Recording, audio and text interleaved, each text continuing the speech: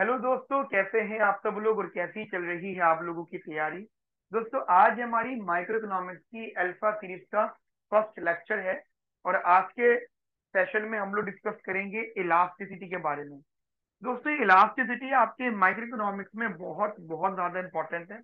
आप कोई भी एग्जाम की तैयारी कर रहे हैं, आप यूजी एंट्रेंस की बात कर रहे हैं या एकेडमिक्स की बात कर रहे हैं या पीजी एंट्रेंस की बात कर रहे हैं, आप किसी भी एग्जाम की बात कर रहे हैं, अगर उसके सिलेबस में माइक्रो इकोनॉमिक्स है तो ये जरूर पूछा जाएगा। बस आपको करना ये होगा कि जो जो मैं आपको पढ़ाऊंगा, जो जो चीजें मैं आपसे डिस्कस करूंगा, आपको अपनी कॉपी में बहुत ही साफ सुथरा नोट करना है, नीट एंड क्लीन। जो है आपको अपनी कॉपी में नोट डाउन करना है, क्योंकि जो नोट्स आप मेरे साथ बना लोगे वो नोट्स दुनिया के सबसे अच्छे नोट्स होंगे। हम लोग जनरली ढूंढते हैं कि कहीं से मुझे नोट्स मिल जाए, यहाँ से मुझे नोट्स मिल जाए। कोई किसी के नोट्स अच्छे नहीं होते। ध्यान रखना, जो नोट्स हमारे खुद के बनाए हुए होते हैं वो नोट्स दुनिया के सबसे अच्छे नोट्स होते हैं, क्योंकि वो हमारे खुद के लिखे हुए होते हैं। और 10 बातें ऐसी होती है जो हम अपने हिसाब से लिखते हैं। कहाँ पे क्या बात लिखनी है, कहाँ पे कब बॉक्स बनाना है, कब रेड पेन से लिखना है, कब ब्लैक पेन से लिखना है, कब क्या क्या करना है। ठीक है, तो बस आपको यही करना है कि जैसे मैं क्लास पढ़ाना स्टार्ट कर रहा हूँ आपको, तो आप कॉपी पेन निकाल लीजिए और एक एक बात को डिस्कस करिएगा। देखिए, ये जो टॉपिक है इलास्टिसिटी, ये आपने अपनी इकोनॉमिक्स की लाइफ में डेफिनेटली पढ़ा है। इवन अब तक आपने इस टॉपिक को स्टडी कर लिया है, लेकिन आपने इस टॉपिक को अब तक जो पढ़ा है वो इतना पढ़ा है, मैं बता देता हूँ आपको। प्राइस इलास्टिसिटी ऑफ डिमांड आपने मैक्सिमम इतना पढ़ा है। और अगर इसके ऊपर भी अगर आपने पढ़ा होगा तो शायद cross price elasticity of demand पढ़ा होगा या इनकम इलास्टिसिटी ऑफ डिमांड पढ़ा होगा। ध्यान रखना, हम भी यही सब कुछ करेंगे, लेकिन जो चीजें मैं आपसे डिस्कस करूंगा इसके अंदर, टॉपिक के अंदर, वो देखना वो यूनिक लगेंगी आपको। क्योंकि हमारा उद्देश्य यही है कि हम अपनी माइक्रो की अल्फा सीरीज में जितना हो सकता है एज मैक्सिमम नॉलेज आपको प्रोवाइड करें। तो शुरू करते हैं हम लोग अपनी क्लास का डिस्कशन। और उससे पहले आप लोगों से मेरी रिक्वेस्ट, आप प्लीज हमारे चैनल को सब्सक्राइब करिए, वीडियो को लाइक करिए, कमेंट करिए। जाने के ना फीडबैक जरूर दीजिएगा। क्लास अच्छी लगी तो फीडबैक दीजिए, अगर कुछ नहीं समझ में आया तो वो भी बताइए, क्योंकि आपके फीडबैक पर हम लोग डिसीजन लेते हैं। ठीक है, चलिए शुरू करते हैं हम लोग अपनी आज की क्लास का डिस्कशन। देखिए, elasticity of demand first time जिस इकोनॉमिस्ट ने डिस्कस किया उनका नाम था अल्फ्रेड मार्शल। उनका नाम था अल्फ्रेड मार्शल। और अल्फ्रेड मार्शल ने ये जो टॉपिक दिया था वो दिया था 1890 में। टेक्निकली इलास्टिसिटी ऑफ डिमांड जो होता है वो एक्सटेंशन है हमारा लॉ ऑफ डिमांड का। जब भी आपको माइंड में क्वेश्चन आता था कि प्राइस कम होने से डिमांड बढ़ती है या प्राइस बढ़ने से डिमांड कम होती है, मतलब लॉ ऑफ डिमांड, तो आप बहुत सारे लोग ये सोचते थे कि हाउ मच। ये समझ में आता है क्वालिटेटिव नेचर पे कि हाँ, अगर कोई प्राइस चेंज होगा तो डिमांड चेंज होगी, but how much and how to measure. तो अल्फ्रेड मार्शल ने, जिन्होंने लॉ ऑफ डिमांड का कंसेप्ट समझाया, extension of law of demand, extension of law of demand, जिन्होंने इसका कंसेप्ट समझाया उन्होंने ही इसको एक्सटेंड करा और उसको नाम दिया इलास्टिसिटी ऑफ डिमांड। और कब नाम दिया था, कब ये इन्वेंट किया था? 1890, 1890, 1890, 1890, 1890। ये चीज आपको भूलनी नहीं है। और अल्फ्रेड मार्शल एक छोटा मोटा नाम नहीं है, बहुत सारी थ्योरीज इनके नाम लिखी हुई है। तो अब आप प्लीज इसको माइंड में रखिएगा। देखिए, इलास्टिसिटी ऑफ डिमांड को मैंने टोटल 3 पार्ट में कन्वर्ट करा है। अगर मैं आपको उन तीनों पार्ट्स के बारे में बताऊं, वैसे मैं अभी पहले लिखूंगा। तो पहला पार्ट है यहाँ पे ओन प्राइस इलास्टिसिटी। क्या नाम है? Own price elasticity of demand, of demand. मैं चाहूंगा कि आप एक एक चीज मेरे साथ साथ नोट करिए, मेरी रिक्वेस्ट है आप लोगों से। तो पहला नाम है own price elasticity of demand. दूसरा है यहाँ पे cross price elasticity of demand, cross price elasticity of demand. और तीसरा यहां पे नाम आता है income elasticity of demand, income elasticity of demand. देखिए, 3 पार्ट्स में हमने इसको डिवाइड करा है और इलास्टिसिटी ऑफ डिमांड इन्हीं 3 पार्ट में कन्वर्टेड है। अगर आपने तीनों चीजें समझ ली तो मान लीजिए आपको 100% अगर एग्जाम में कोई क्वेश्चन आता है आप कभी मात नहीं खाओ। 3 टॉपिक्स हैं, दिमाग में रख लीजिए। पहला है own price elasticity of demand, दूसरा है cross price elasticity of demand, तीसरा है हमारा इनकम इलास्टिसिटी ऑफ डिमांड। मैं मान सकता हूं आपकी बात क्लियर है। तो अभी जो हम शुरू करते हैं वो शुरू करते हैं अपना own price elasticity of demand से। तो हेडिंग लिख लीजिएगा आप यहाँ पर, own price elasticity of demand, heading है own price elasticity of demand, own price elasticity of demand. ये आप हेडिंग लिख लीजिए क्योंकि अब इस पे काफी सारा डिस्कशन किया जाएगा। ठीक है, अगर हम पॉइंटर्स में बात करें तो सबसे पहले इसका फॉर्मूला आता है, दैट इज फॉर्मूला। अगर आप फॉर्मूला समझें, ध्यान रखना मैं वो चीजें डिस्कस करूंगा जो बहुत इंपॉर्टेंट है, बहुत ऑथेंटिक है। ठीक है, अगर आपके माइंड में आ रहा है कि sir what do you mean by own price elasticity of demand, तो so it is a relationship between price and quantity of the same good which represent the quantitative nature of the both of the goods. ठीक है, it is basically present that how much the change in the quantity demand when the price will change by any single unit. So it's a definition की अभी class में कोई जरूरत नहीं है। अगर आप कोई भी रेफरेंस बुक पढ़ते हो, एनी रेफरेंस बुक, तो टॉप पे इसकी डेफिनेशन लिखी हुई होती है। तो हम लोग बहुत काम की बात करने वाले, तो सबसे पहले इसका फॉर्मूला लिखेंगे हम लोग। फॉर्मूला के नाम पे आपका जो सिंबल होता है वो ऐसा होता है EQX PX। ठीक है, Q denote for quantity of good X, P denote for price of the good X। Formula होता है इसका percentage change in quantity of good X upon में percentage change in price of good X। I hope आपको ये समझ में आ गया होगा। यहाँ पर जो मैं ट्राइंगल बना रहा हूँ इसको चेंज बोलते हैं, राइट, इसे हम चेंज बोलते हैं। So it is basically also written as DQX upon में QX and upon DPX upon में PX। और you can also write it is at like this, D log of QX upon में D log of PX। So this is the formula of elasticity of demand. ये standard formula है और ये आपका up to 12 तक का formula हुआ करता था। और एक बात मैं आपको बताना चाहता हूँ कि इलास्टिसिटी ऑफ डिमांड को आप हमेशा मॉडुलस में लेते हो। You always take elasticity of demand in a modulus form। एक छोटा सा नोट आप समझोगे इधर, that is what EQX, it is a inverse relationship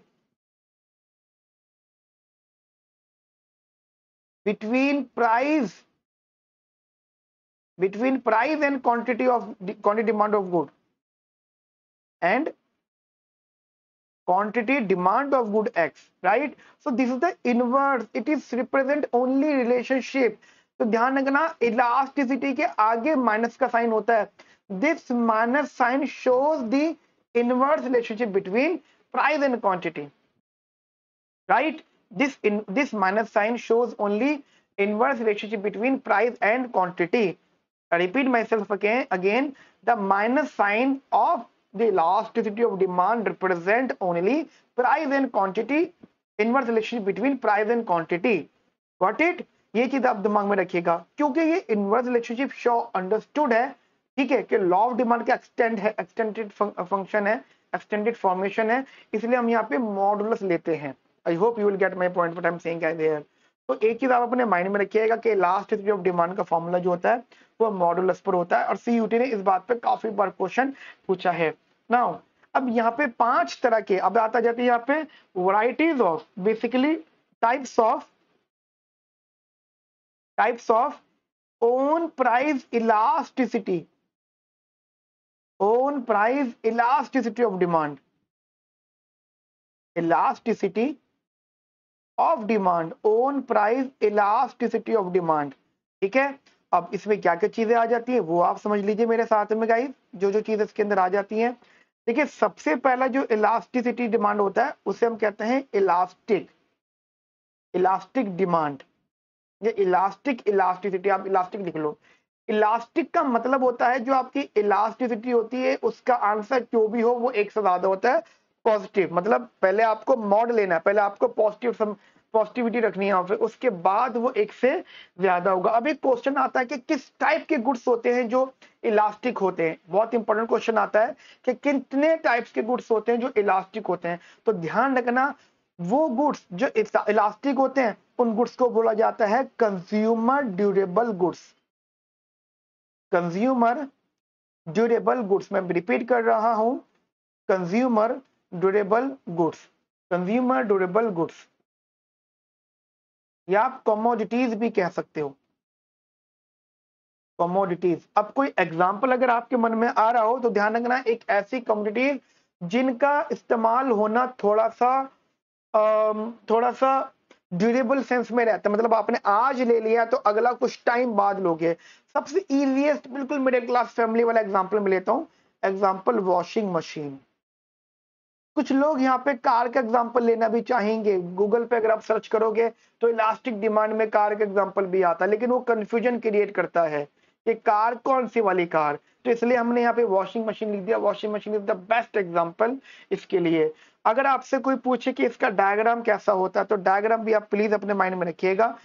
इसका बेसिक जो डायग्राम रहता है, हम इसका कलर बदल लेते हैं, यहाँ पे ब्लैक ले लेते हैं। Black is a very good colour.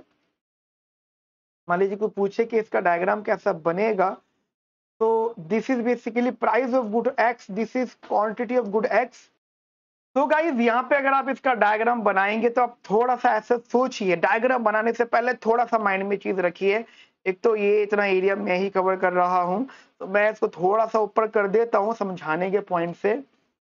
तो देखिए, मैंने ये बोला कि इलास्टिसिटी ऑफ डिमांड मॉडुलस में पॉजिटिव है, मतलब 1 से ज्यादा है। फॉर्मूला होता है इसका percentage change in quantity demand of good X upon में percentage change in quantity, percentage change in price of good X, जो कि आपका एक से ज्यादा है। अगर आप इसको कंपेयर करते हो, अगर थोड़ा सा डिराइव कर लेते हो, तो percentage change in quantity of good X is more than percentage change in price of good x. समझ रहे हो? Percentage change in quantity of good X is more than percentage change in price of good x. इसका मतलब quantity में ज्यादा change आएगा, price में कम change आएगा। जब भी ऐसा हो तो आप अपने माइंड में रख लीजिएगा, जो डायग्राम बनेगा वो थोड़ा सा फ्लैटर बनेगा। तो this is the flatter diagram. अभी माइंड से वो कर्वेचर वाली फॉर्म दिमाग से निकाल दीजिएगा। कर्वेचर भी बन सकते हैं गिवन दैट कि अगर आपका फंक्शन नॉन लीनियर है। अभी हम लोग जो बात कर रहे हैं वो लीनियर फंक्शन की बात कर रहे हैं। एक जगह आएगा जहां पे मुझको जानबूझ के बोलेंगे कि वो कर्वेचर है, एक पॉइंट पे बोलूंगा मैं आप लोगों से, जो डायग्राम है वो कर्वेचर है। इतनी बात समझ में आती है मेरी आप लोगों को? तो basically this is the diagram of elastic demand which is flatter. तो remember that it's a flatter curve. Curve बोल लो, ठीक है, बट वो स्ट्रेट लाइन है, ठीक है।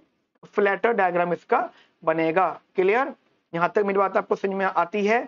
सेकंड पॉइंट आप यहाँ पे समझेगा मेरा, जो मैं आपसे करना चाहता हूं, that is second point. Second point हम लोग यहाँ पर रखेंगे इन इलास्टिक डिमांड। ध्यान रखना, इन इलास्टिक डिमांड में हम लोग ये कहते हैं कि जो इलास्टिसिटी होती है वो एक से ज्यादा होती है। इन इलास्टिक डिमांड जो होती है वो एक से ज्यादा होती है। अब एक क्वेश्चन आ जाता है हमारे माइंड में कि sir what type of goods are there, ठीक है, कौन से गुड्स यहाँ पे लिए जाते हैं। तो ध्यान रखना, इन देखो इलास्टिक डिमांड के अंदर वो गुड्स थे जो कंज्यूमर ड्यूरेबल्स थे, जो कंज्यूमर गुड्स थे लेकिन ड्यूरेबल्स थे, जो बहुत टाइम में लिए जाते हैं। इसी और इन इलास्टिक उसका उल्टा होता है। तो यहाँ पे कंज्यूमर नॉन ड्यूरेबल गुड्स लिए जाते हैं। कंज्यूमर नॉन ड्यूरेबल गुड्स जिनको डेली बेसिस पे लिया जाता है, और डेली बेसिस पे लिए जाने वाले जितने भी गुड्स होते हैं वो सब के सब नेसेसरी गुड्स होते हैं। All such goods are known as necessaries commodities, ठीक है। तो यहाँ पे अगर आप एग्जाम्पल समझेंगे तो यहाँ पे नेसेसरी कमोडिटीज ले सकते हो। अब वो आपकी मर्जी है कि आप क्या एग्जाम्पल लेना चाहोगे, क्योंकि गाइस एग्जाम्पल ऑब्वियसली बातें बदलते रहते हैं। ध्यान रखना, इकोनॉमिक्स में कोई भी चीज फिक्स नहीं होती। कोई चीज मेरे हिसाब से अच्छी हो सकती है, वही सेम चीज आपके हिसाब से बुरी हो सकती है। मुकेश अंबानी के लिए जो चीज आम बात है, नॉर्मल सी बात है, वही हमारे लिए लग्जरी से भी लग्जरी हो सकती है। और किसी गरीब आदमी के लिए कोई चीज बहुत अच्छी है, हमारे लिए वो इंफीरियर हो सकती है। तो यहाँ पे इकोनॉमिक्स जो होती है डिपेंड करती है पर्सन टू पर्सन। इसीलिए इकोनॉमिक्स में टर्म आता है सी बार, जिसे हम ऑटोनोमस कंजम्पशन कहते हैं। इस ऑटोनोमस कंजम्पशन को पूरी दुनिया के इकोनॉमिक्स आज तक खोज रहे हैं कि ये क्या होता है। जिसने इसको खोज लिया उसे नोबेल प्राइज मिल जाएगा। मैं बात कर रहा हूं ऑटोनोमस कंजम्पशन की। टाइम आएगा उसके बारे में भी हम लोग डिस्कस करेंगे इन मैक्रो इकोनॉमिक्स। तो हम यहाँ पे भी फिलहाल बात कर रहे हैं। इसका फॉर्मूला जैसे कि मैंने आपको समझा दिया था बिल्कुल इसी की तरह है, एग्जाम्पल भी हो गया। अब जब हम इसके डायग्राम की बात करेंगे तो डायग्राम में नो डाउट कुछ ऐसी बातें आएंगी। वैसे अगर आपने इलास्टिक वाली बात पढ़ ली है तो इसका उल्टा होता है ये, ठीक है। तो ये थोड़ा सा स्टीपर होगा। स्टीपर मैंने पहले बना दिया, चीजों को लिख दो। तो यहाँ पे price of good X and quantity of good X, you know percentage change in quantity of good X is less than percentage change in price of good X, ठीक है। इससे कम होगा इन प्राइस ऑफ गुड X। इसके basis पे price में ज्यादा change है, quantity में कम चेंज है। और कोई भी एग्जांपल अगर आप लेना चाहो तो मेरे हिसाब से फूड इसका बेटर एग्जांपल है, ठीक है। मतलब प्राइस जितना भी वेरी करते रहे, नेसेसरी कमोडिटीज ऐसी ही होती हैं, प्राइस में बहुत ज्यादा वेरिएशन होते हैं पर क्वांटिटी में ज्यादा वेरिएशन नहीं होता। गेहूं है, गेहूं चावल देख लो प्राइस बढ़ रहे हैं बट खाना खा रहे हैं लोग बिकॉज हाईली नेसेसरी कमोडिटी है। सॉल्ट है, हाईली नेसेसरी कमोडिटी है, ठीक है। लेकिन सॉल्ट बेसिकली इसमें नहीं आएगा, सॉल्ट एक अलग ही तरह का एग्जाम्पल हो जाता है, ठीक है। मैंने कहा ना एग्जाम्पल्स में मत फंसिएगा। एग्जाम्पल्स जब हम छोटे थे अप टू 12 तक के तो शायद एग्जाम्पल्स में खेल गए थे हम लोग। हम एग्जाम में एग्जाम्पल लिख के आ जाया करते थे और हमें नंबर मिल जाया करते थे। बट अब वो दौर खत्म हो गया, अब एग्जाम्पल नहीं होगा, अब कुछ टेक्निकल नाम लिए जाएंगे। तो ये हमारे पॉइंट है इधर, आप इसको समझ लीजिएगा। थर्ड में यहाँ पे एग्जाम्पल लूंगा that is perfectly elastic, perfectly elastic क्या नाम लूंगा मैं यहाँ पे, perfectly elastic। perfectly elastic का मतलब होता है कि elasticity of demand। देखिए इलास्टिकता मोर देन वन और perfectly elastic very more than one which is highest to infinity।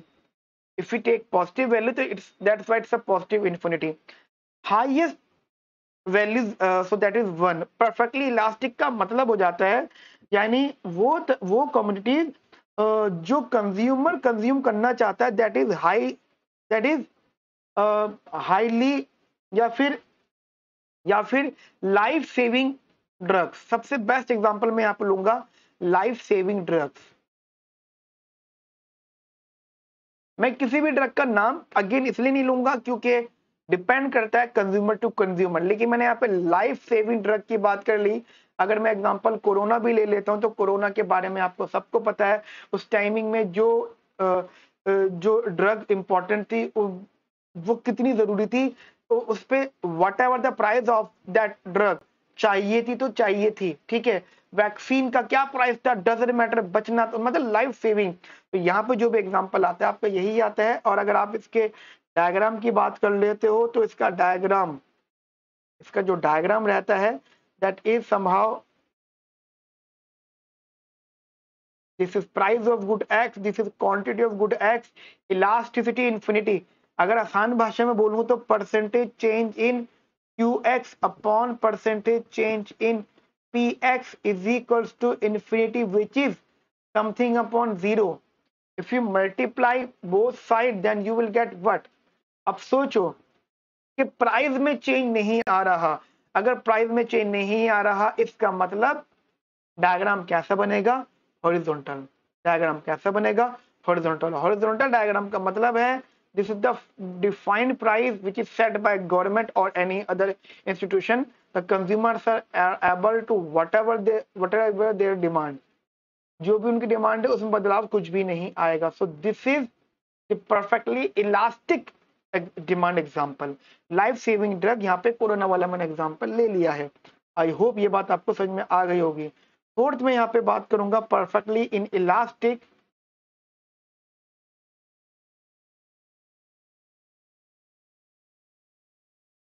Perfectly inelastic, ठीक है। और इसमें अगर आप एग्जांपल रखेंगे तो elasticity is equals to zero, जिसका मतलब होगा परसेंटेज चेंज इन अच्छा ये इससे पहले तो एग्जांपल हम बात कर लेते हैं।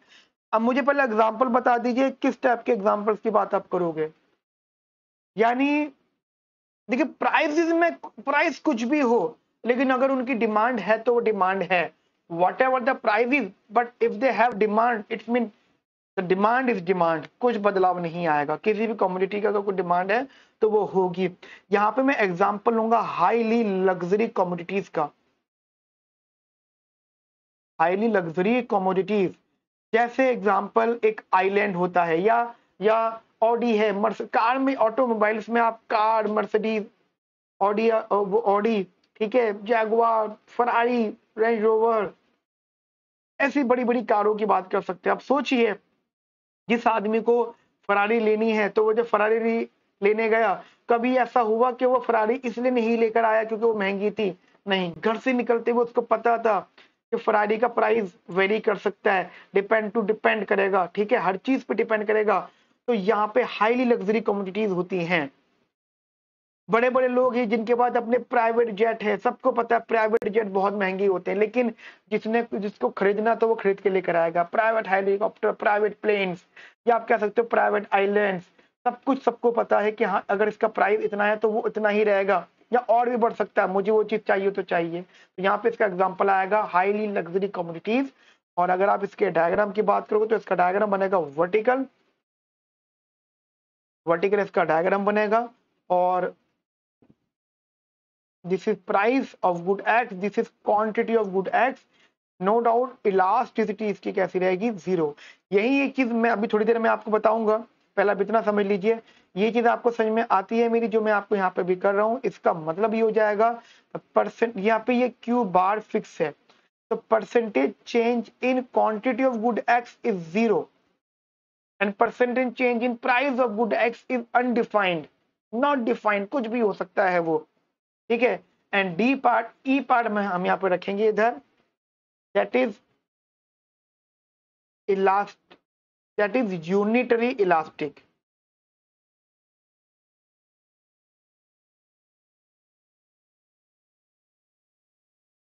Unitary elastic, unitary elastic, unitary elastic, unitary elastic का मतलब होता है elasticity of demand is equal to 1 होगा, यानी एग्जैक्ट चेंज आएगा। और यही वो एग्जांपल है जहां पे हम बोलते हैं कि जो जनरली अगर अगर इलास्टिसिटी ऑफ डिमांड एक फिक्स अमाउंट है, दैट इज कांस्टेंट अमाउंट है, फिक्स अमाउंट। देखिए, कभी हम ज्यादा कह रहे हैं, कभी हम कम कह रहे हैं, तो वेरिएशन हो रही है ना, लेकिन जहां पे फिक्स आ जाती है वहां पे जो डायग्राम बनता है वो बनता है रेक्टेंगुलर हाइपरबोला। लेकिन इसके लिए भी मैं आपको समझाऊंगा, इसके लिए भी ये हमेशा एग्जांपल आप ध्यान रखना, ये आपका नॉन लीनियर डिमांड कर्व्स में आएगा, हमेशा non linear, right. Non linear मतलब demand curve definitely non linear होगा, और उस नॉन लीनियर होगा, और उसका जो इलास्टिसिटी ऑफ डिमांड आएगा वो एग्जैक्ट अमाउंट आएगा। नॉन लीनियर तो कंफर्म वैल्यूज होंगी, और अगर इलास्टिसिटी ऑफ डिमांड कांस्टेंट आ जाता है, यानी 1 के बराबर आ जाता है, तो उसे हम बोलेंगे रेक्टेंगुलर हाइपरबोला। और अगर आप इसका डायग्राम बना लो मेरे साथ में, तो इट इज बेसिकली समहाउ कुछ इस प्रकार हो सकता है। ये प्राइस ऑफ गुड एक्स, ये क्वांटिटी ऑफ गुड एक्स। अगर आपको यही डाउट आ रहा है तो आप इसको अभी फिलहाल रफ भी कर सकते हैं, क्योंकि मैं इसको आपको अलग से समझा दूंगा रेक्टेंगुलर हाइपरबोला का मतलब क्या होता है। अभी थोड़ी देर में इसके बारे में हम लोग डिस्कस करेंगे। तो यहाँ पे जो डायग्राम बनेगा वो स्ट्रेट लाइन बनेगा, ठीक है, और there is a 1-to-1 relationship between price and quantity, ठीक है।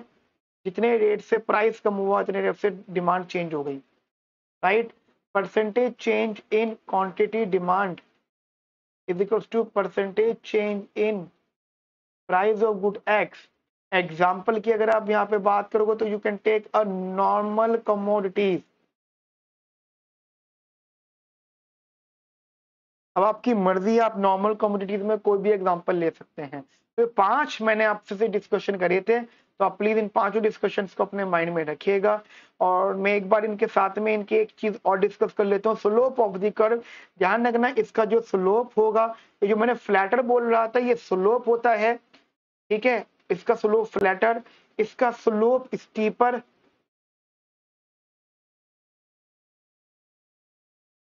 इसका स्लोप स्टीपर, इसका slope no doubt infinity. Slope और इलास्टिसिटी ऑफ डिमांड में इनवर्स रिलेशनशिप होता है, ध्यान रखना। स्लोप का फॉर्मूला होता है percentage change in Y axis variable, मतलब change in Y axis variable upon में change in X axis variable, ये स्लोप का फॉर्मूला होता है, ठीक है। तो जनरली आप अपने माइंड में रखिएगा, अगर इलास्टिसिटी ऑफ डिमांड 0 है तो स्लोप इन्फिनिटी है, और अगर इलास्टिसिटी ऑफ डिमांड 0 है तो स्लोप इसका इन्फिनिटी होगा, ठीक है। एंड आफ्टर दैट यूनिटरी के अंदर जो स्लोप होता है that is depends on the curve, इसे हम लीनियर बोलेंगे, ठीक है। चलिए आगे बात करते हैं। एक छोटा सा नोट हम यहाँ पे डिस्कस करने वाले हैं जो कि बहुत इंपॉर्टेंट है आप लोगों के लिए, दैट इज एक्सपेंडिचर मेथड, यानी own price elasticity of demand में अगर आप कंटिन्यू करते हो तो अगला एक्सपेंडिचर मेथड होगा। This is not basically varieties of demand, elasticity of demand, elasticity of demand वही रहेगा, लेकिन ये एक्सपेंडिचर मेथड है। एक्सपेंडिचर मेथड यानी एक्सपेंडिचर का फॉर्मूला होता है टोटल एक्सपेंडिचर, हम कहते हैं that is equals to price of good x into quantity of good x.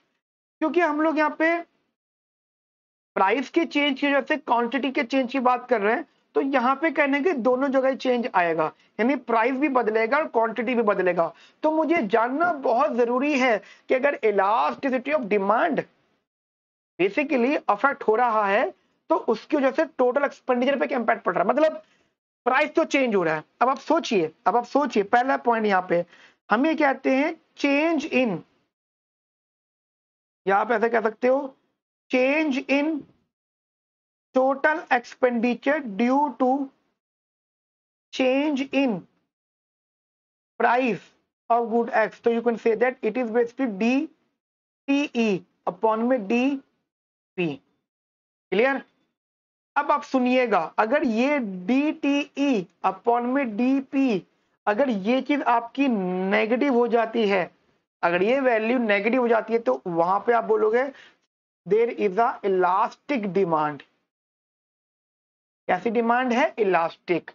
मैं रिपीट कर रहा हूं, अगर टोटल एक्सपेंडिचर नेगेटिव हो जाता है, टोटल एक्सपेंडिचर का change with respect to price negative हो जाता है, तो वहां पे आप उसे बोलोगे इलास्टिक डिमांड। और फिर जो आपने इलास्टिक डिमांड बोला है, फिर आप वापस अपने ओन प्राइस लास्ट की तरफ जाकर देख सकते हैं वो क्या होता है, क्या उसका डायग्राम होता है, क्या उसका एग्जाम्पल होता है, क्या उसको स्लोप की बातें होती हैं।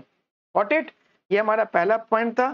सेकंड पॉइंट, अगर टोटल एक्सपेंडिचर का change with respect to price अगर पॉजिटिव है तो इसे हम बोलेंगे inelastic demand.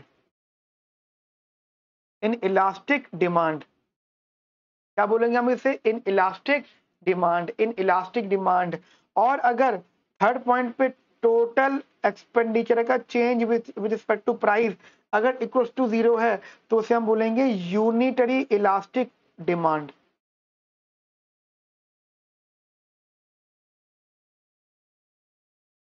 Unitary elastic demand. बाकी इनके डायग्राम, इनके एग्जांपल वही सेम रहेंगे जो अभी हमने स्टडी करे हैं। यहां तक मेरी बात आपको समझ में आती है?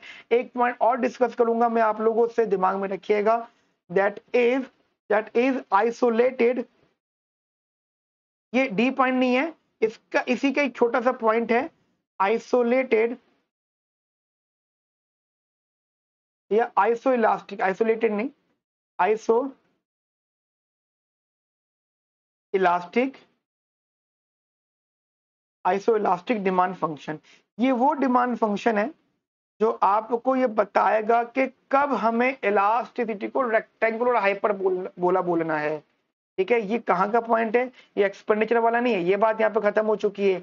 ये जो मैंने आपसे डिस्कशन करा था, यहाँ पे लिखा था रेक्टेंगुलर हाइपर बोला, उसी का ही मैं नोट यहाँ पे बता रहा हूँ कि कब आप रेक्टेंगुलर हाइपर बोलोगे when you say the demand curve is rectangular hyperbola. तो this is basically known as isolated demand function. मान लीजिए आपका डिमांड फंक्शन दे रखा है, क्वांटिटी ऑफ गुड दे रखा है ए इंटू पी की पावर माइनस का alpha, A P to the power minus का अल्फा। अगर आप इसे और सिंपलीफाइड फॉर्म में करोगे तो ए अपॉन में पी की पावर अल्फा। और मेरे पास इलास्टिसिटी ऑफ डिमांड का फॉर्मूला होता है that is D Q X upon में D P X into P X upon में क्यू एक्स। अगर मैं यहाँ पे इसका D Q x with respect to d P x निकाल लेता हूं तो क्या वैल्यू आएगी यहाँ पे, दैट इज माइनस का अल्फा ए इंटू, यहाँ से आप इसको यहाँ से फोकस करो, ठीक है। तो माइनस का अल्फा आ गया ए पी की पावर माइनस अल्फा माइनस का 1, माइनस अल्फा माइनस का 1 मतलब वैल्यू माइनस हो जाती है, तो समहाउ ये क्या बन जाएगा minus alpha into a upon में p to the power alpha plus का 1, क्लियर, इंटू पी रखा मैंने और अपॉन में क्यू की वैल्यू रख दी और क्यू की वैल्यू सेम यही रखूंगा मैं, that is a P to the power minus का अल्फा। अगर आप इसे थोड़ा बहुत सिंप्लीफाई कर लेते हो, इफ यू सिंप्लीफाई दिस, तो ए से ए कैंसिल आउट होगा और एक चीज ध्यान रखिएगा दैट इज माइनस का alpha into p to the power 1 plus का अल्फा अपॉन में p to the power alpha plus का 1, ये कैंसिल आउट हो जाएगा और ये आ गया माइनस का इलास्टिसिटी। और मैंने आपको एक चीज बताई है कि इलास्टिसिटी हमेशा कैसी होती है, मॉडुलस में होती है, तो उस बेसिस पे आप क्या बोल दोगे, हाँ ये हो गया alpha. Alpha is no doubt it's a positive and constant value, it's a constant value, ठीक है, पॉजिटिव तो हमने बना दी है। और जब भी इलास्टिसिटी ऑफ डिमांड पॉजिटिव आ जाए, कांस्टेंट आ जाए, तो उस केस में आप बोलते हो दिस इज द रेक्टेंगुलर, यहाँ पे बोलोगे if elasticity of demand is any constant value, then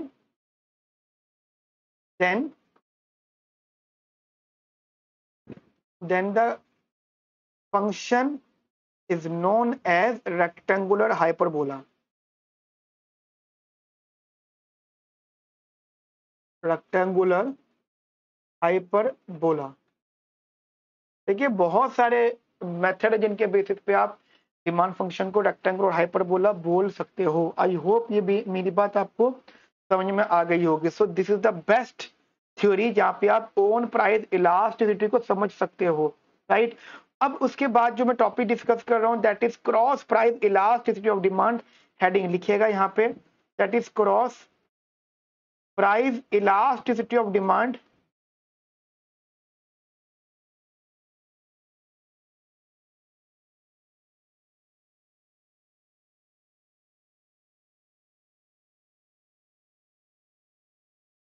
cross price elasticity of demand. देखिए फॉर्मूले की अगर हम बात करते हैं, पहली बात तो समझ लीजिए कि cross price elasticity of demand क्या होता है। तो ध्यान रखना इसकी जरूरत क्यों पड़ी है, to know about relatable goods relationship. जो गुड्स आपस में रिलेट कर रहे हैं उनका रिलेशनशिप जानना।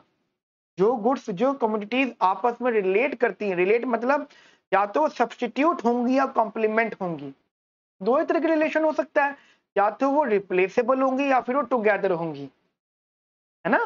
रिप्लेस मतलब सब्स्टिट्यूट, टुगेदर मतलब कॉम्प्लीमेंट। तो इनके रिलेशनशिप को जानने के लिए क्रॉस प्राइस इलास्टिसिटी का कंसेप्ट आया है। तो अगर मैं इसके फॉर्मूला की बात करता हूं, इसका फॉर्मूला कुछ इस प्रकार होगा, Q I into P J, that is percentage change in quantity of good I upon percentage change in price of good J. और इसको आसान भाषा में लिखना हो तो आप ऐसे लिख सकते हो, that is D log Q I upon में डी लॉग पी जे, और सिंप्लीफाइड फॉर्म में डी क्यू आई अपॉन में डी पी जे अपॉन में पी जे। क्लियर। तो ये एक फॉर्मूला भी आप ले सकते हैं यहाँ पे यूज करने के लिए, ठीक है। अब देखिए बहुत डिटेल की तरफ नहीं जाना है क्योंकि जितनी बातें सीखनी थी वो आपने इलास्टिसिटी ऑफ डिमांड में सीख ली हैं। अब बात आ जाती है कि सर इसका आंसर क्या होगा। अब समझिएगा कंक्लूजन कैसे निकालेंगे हम लोग। बात आती है कि आंसर से conclusion, how to go to basically to the conclusion when we have answer. तो मान लीजिए अगर इलास्टिसिटी, ध्यान रखना यहाँ पे मॉड नहीं आना क्योंकि यहाँ पे गेम ही तो प्लस माइनस का है। अगर ये प्लस आ जाती है तो ध्यान रखना कमोडिटीज आर सब्स्टिट्यूट, ठीक है, कमोडिटीज कैसी हैं, आपस में सब्स्टिट्यूट हैं, ठीक है, सब्स्टिट्यूट है। और अगर ये नेगेटिव आ जाता तो कमोडिटीज आपस में कैसी हैं, कॉम्प्लीमेंट्री, कैसी हैं आपस में, कॉम्प्लीमेंट्री। अगर नेगेटिव रिलेशनशिप है तो कॉम्प्लीमेंट्री है, और अगर इज इक्वल्स टू 0 है तो इंडिपेंडेंट है। कैसी हैं, इंडिपेंडेंट। अगर 0 है तो इंडिपेंडेंट है, अगर 0 है तो इंडिपेंडेंट है। क्लियर है ये बात मेरी? ये बहुत बेसिक सी चीज है, इसमें ज्यादा डिटेल की तरफ जाने की जरूरत नहीं है।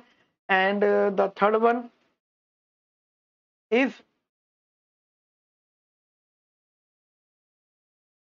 थर्ड है यहाँ पे हमारा income elasticity of demand, income elasticity of demand, income elasticity of demand, ठीक है। देखिए इनकम इलास्टिसिटी ऑफ डिमांड का सिंपल से रिलेशनशिप हो जाता है, we have basically we are interested in to find the relationship between what the change in your quantity demanded if your income increase. अगर आपकी इनकम इंक्रीज करेगी तो आपकी क्वांटिटी डिमांड में क्या बदलाव आएगा, ये चीज बेसिकली चेक की जाएगी। फॉर्मूले की अगर हम लोग यहाँ पे बात करेंगे तो this is basically elasticity of demand which show the relation between quantity of good x and income of the agent. so the formula is percentage change in quantity of good x if there is change in percentage change in income of the agent, right. लिखने का तरीका वो दोबारा वही हो सकता है यहाँ पर, that is D log Q X upon में डी लॉग आई, यानी income. I do not for income, I do not for income, please remember that. और आप इसको ऐसे भी लिख सकते हैं डी क्यू एक्स अपॉन में change in D I upon में आई। तो ये भी फॉर्मूला बेसिकली हो सकता है। और रही बात उसकी कि ये पॉजिटिव नेगेटिव, तो उसी का ही गेम है। क्योंकि अब देखो इनकम, देखो प्राइस के बेसिस पे हम लोग क्या समझाते हैं, प्राइस के बेसिस पे हम लोग समझा पाते हैं कि जो गुड्स हैं वो गुड है या बैड है, कॉम्पिटिटिव इंफीरियर है या नहीं है। और इनकम के बेसिस पे हम लोग गिफिन को समझा पाते हैं। देखिए आप समझिएगा, जैसे मैं आपको यहाँ पे समझा रहा हूँ, ठीक है। और जो गिफिन गुड्स होते हैं वो इन्फीरियर का ही पार्ट होता है, तो कंफ्यूज मत होना, ठीक है। पहले आप इतनी चीजें समझ लीजिए जो मैं आपको समझाना चाहता हूँ। मान लीजिए आपकी इलास्टिसिटी ऑफ डिमांड पॉजिटिव है, ठीक है, मान लीजिए वो पॉजिटिव है, तो ध्यान रखना। अच्छा पॉजिटिव है, उसके आगे कितनी भी पर पॉजिटिव है, तो गुड्स को आप बोलोगे सुपीरियर, सुपीरियर गुड वो होते हैं जिनको हम अच्छा मानते हैं। अब अच्छा हम बेसिकली दो तरह के गुड्स की बात करते हैं। सुपीरियर वो जिन्हें हम अच्छा मानते हैं। अब आप समझिएगा, मैंने बोला इलास्टिसिटी ऑफ डिमांड 0 से ज्यादा। अब 0 से ज्यादा दो चीजें हो सकती हैं।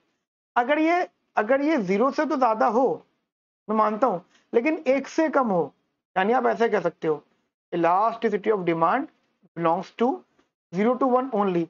उस केस में जो कमोडिटीज होंगी वो कैसी होंगी, आपकी नेसेसरी कमोडिटीज। बहुत काम की बात सिखा रहा हूं मैं आपको अभी, मैं रिपीट कर रहा हूं। अगर इलास्टिसिटी ऑफ डिमांड पॉजिटिव है तो पॉजिटिव में पहली बात है, पॉजिटिव है तो आप उसे सुपीरियर बोलोगे, ठीक है। अगर वो पॉजिटिव है तो आप उसे सुपीरियर बोलोगे। एंड साथ साथ उसमें केस बनेगा कि इलास्टिसिटी ऑफ डिमांड 0 to 1 है। 0 to 1 मतलब 0 to 1 में लाई कर रहा है, तो वहां पे नेसेसरी कमोडिटीज होंगी। कैसी होंगी बेटा, necessary commodities, necessary commodities, necessary commodities. Got it? इतनी बात मेरी क्लियर है आप लोगों को बहुत अच्छे से। सिमिलरली सेकंड पॉइंट की अगर मैं बात करता हूँ, इलास्टिसिटी ऑफ डिमांड पॉजिटिव तो है, लेकिन ना वो 1 से कंपेरिजन नहीं है, वो बेसिकली मतलब चलो पॉजिटिव है, 1 तक तो बात कर ली। अब ऐसे मान लो चलो 1 से ज्यादा है, पॉजिटिव है, पहले 1 से कम थी, अब 1 से ज्यादा है, और कम किससे, इन्फिनिटी से। तो उस केस में यानी आप कह सकते हो elasticity belongs to 1 to 0, 1 to infinity sorry. तो जो कमोडिटी होगी कैसी होगी, लग्जरी कमोडिटी,